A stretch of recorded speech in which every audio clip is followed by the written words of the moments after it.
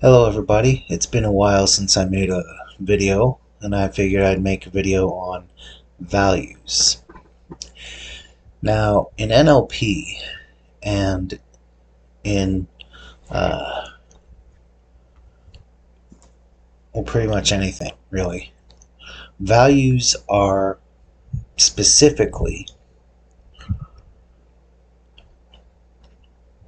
things that are important to you. They're generalized statements about things that are important to you. And they're usually about one word long, and they can be ranked in hierarchy. Now, as a Christian, we have certain values like honesty, integrity, purity, charity. These are values. And we rank them according to what Scripture tells us is important to have and what we are the most important in our lives for us to have. For example, a person who is addicted may have temperance as a really high value, while a person who has trouble with their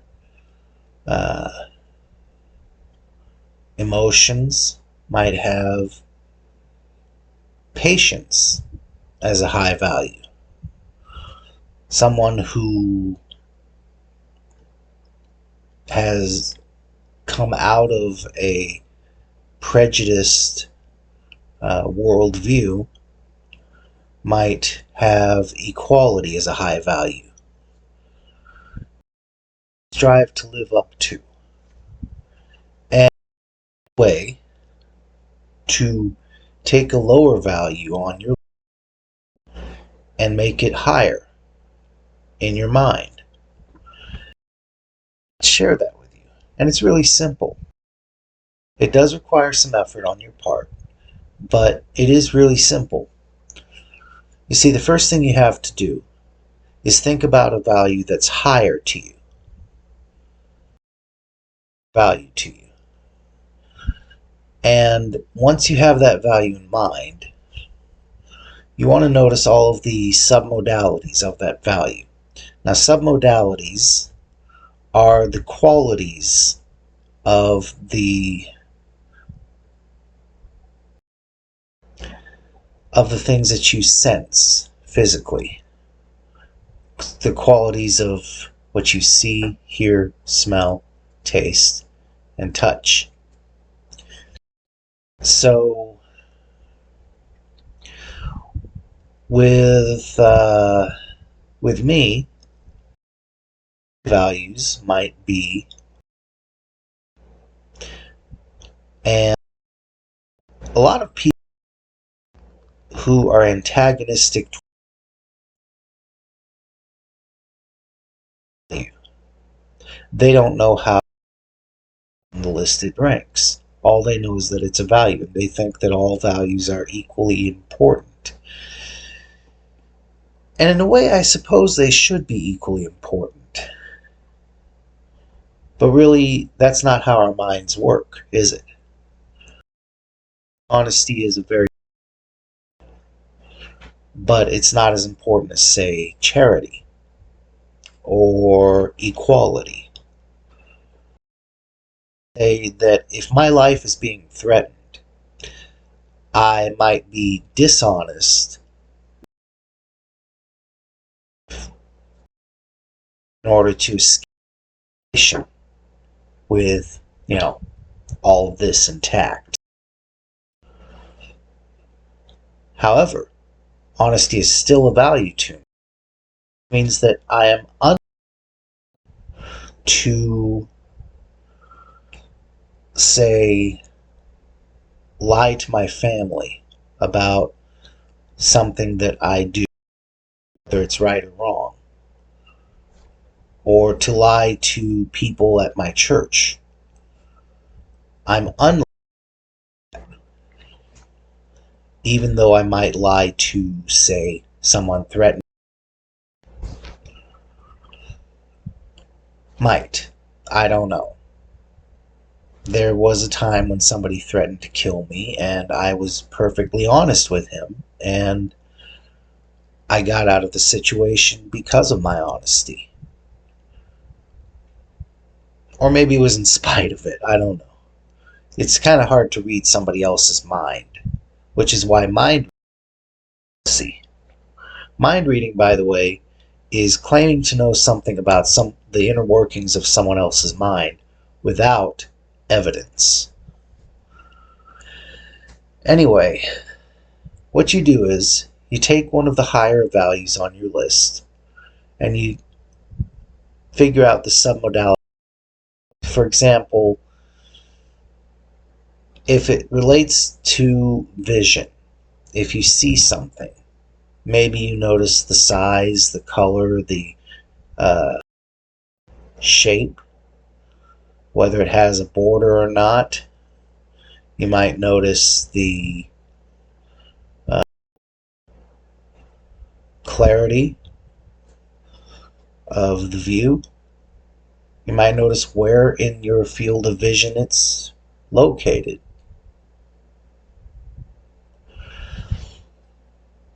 If it's sound, you might notice volume, tone, tempo, pitch, cadence. You see, and if it's a feeling or kinesthetic, you might notice texture or bluntness or sharpness. You might notice heat or cold. These are all things you notice. The second part to this is lower value on the list, and you submodalities. Then you do what's called a contrastive analysis. Now, contrastive analysis, a fancy term for saying that you will take what you learn about two different things and see how they compare. And from that, you might find what are called driver submodalities. Now, a driver submodality could be anything, but it's something that values would have in common. A driver submodality might be, for example, in my case, the color of the picture. Something that I really like tends to be in a sepia tone. For those of you who don't know what sepia is, it's basically like the sunlight streaming through your window, lighting up the room. Anyway, you find the driver submodality, and you do this by contrastive analysis and by trial and error. You might change submodalities in both of these values and see which ones cause the greatest change overall. Once you find those driver submodalities, you change the driver submodalities of the lesser value to be more like the driver submodalities of the greater value. And when you do that, you subconsciously train yourself to have a greater value, or to place a greater value on this value, which I know sounds funny because it's using the term value in two different ways, but you understand what I'm saying. You're basically raising this value higher, telling your subconscious mind to raise the value higher, to make it more important to you. and you can raise it so high that it gets higher than the value that you chose to compare it to. Now,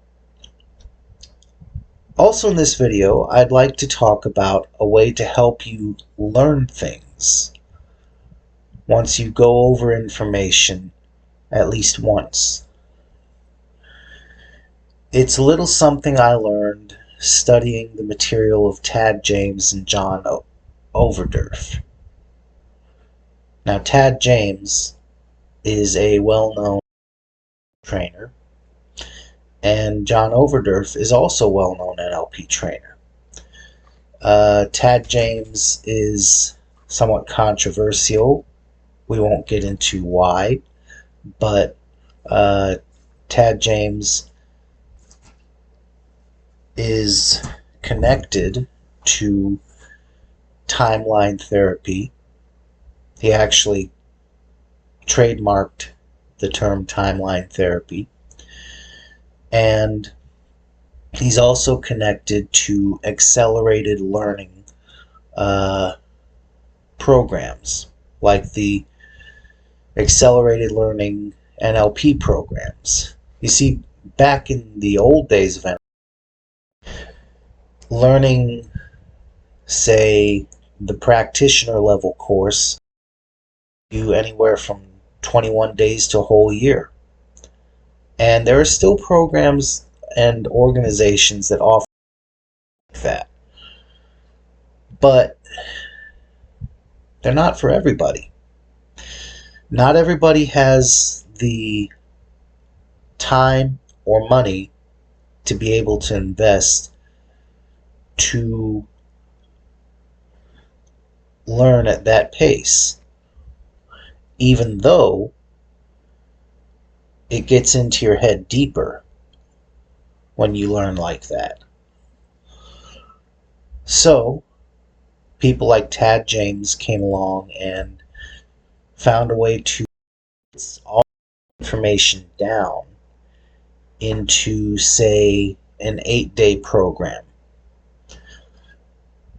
And since then, accelerated learning programs have taken off, and there are all different kinds of accelerated learning programs that boil the material into the most essential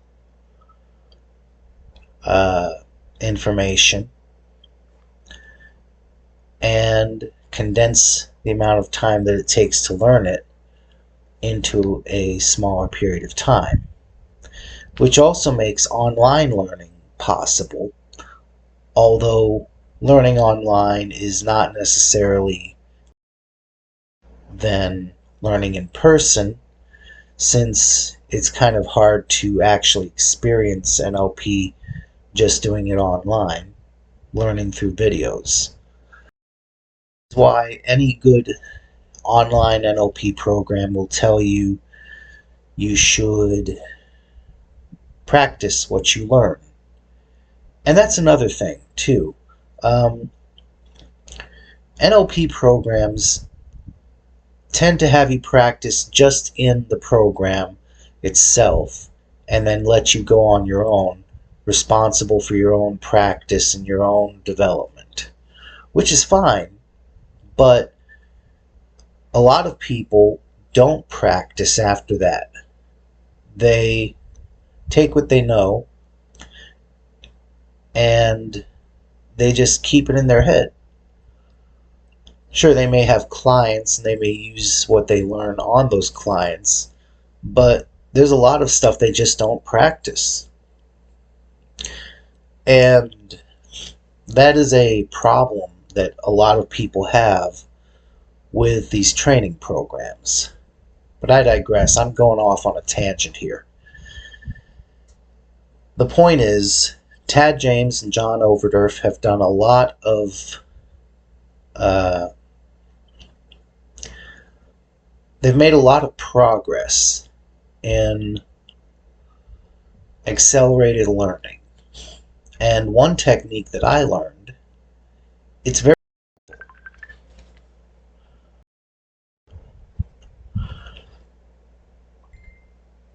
the technique that I learned is at night, usually just before you go to sleep. I find it's best to wait until just before you go to sleep. You basically say to yourself something like, okay, unconscious mind, while I sleep and dream tonight, I'd like you to take the opportunity to go over what we just learned, to break it down, to learn each part of it, then learn it as a whole.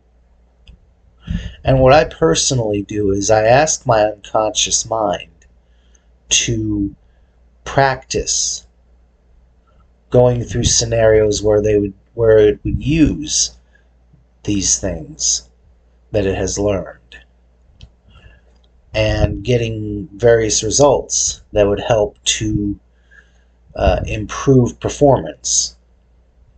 And the beauty of it is, your unconscious mind does not work according to a set passage of time.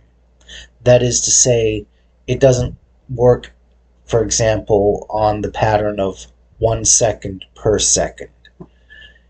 It can condense time, and it can expand time. It can condense and expand your experience of time so that, as Einstein once put it when trying to explain his theory of relativity, talking to a beautiful girl can make an hour seem like a minute, while putting your hand on a hot stove can make a minute seem like an hour. And that's basically what's happening, is your unconscious mind is experiencing time either quicker or slower. And doing it this way, you can experience time much faster unconsciously and learn a lot more while you sleep. Now, you may have dreams about these things happening. I had a dream where I used Milton model language patterns to speak to somebody in authority who was interviewing me. Or you may not remember the dream that you have. The thing about dreams is, you always have dreams when you sleep. You just don't consciously remember all of your dreams. So you may remember the dream that you have where you actually use this stuff, or you may not remember it. And the thing is, while you're dreaming, your unconscious mind is going through all of this information and learning for you. And what I like to do is I like to ask my unconscious mind to get unconsciously competent with it. There are 4 different levels of competency and consciousness with your competency. There is unconscious incompetence, where you don't know what you don't know. There is conscious incompetence, where you know what you don't know. There is competence, where you actually learn what you didn't know before. And then there's unconscious competence, where you get so good at it that it's like second nature to you. And in this manner, you can become unconsciously competent. Now, that doesn't make you an expert at it. It just means that you can do this stuff without having to go through it step by step in your conscious mind. Just like when you first start driving, when you first learn to drive, you may not, as a child, know what driving is. Then as you grow up, you know what driving is, but you don't know how to do it. Then you learn how to drive, and then as you're learning how to drive, you're paying attention to each step in order. You gotta step on the gas up down to a certain level.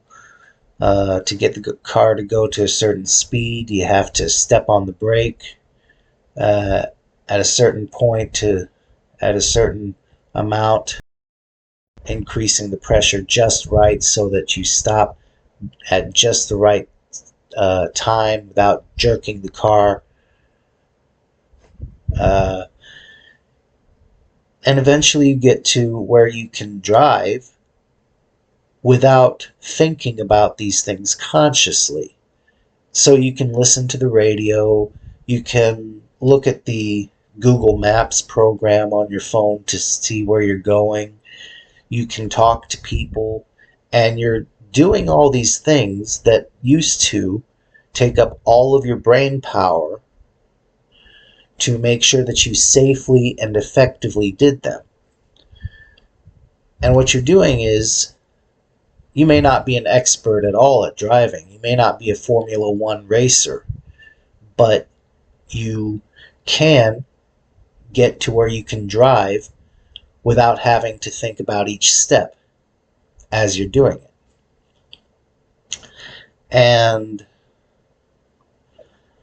this process allows you to get to where you can do these things without having to think them through. But I like to also remind myself to learn it so well that I can explain what I'm doing and how. So I get both consciously competent at it and unconsciously competent at it. And then, of course, after you wake up, whether you remember the dream or not, you thank your unconscious mind for doing that.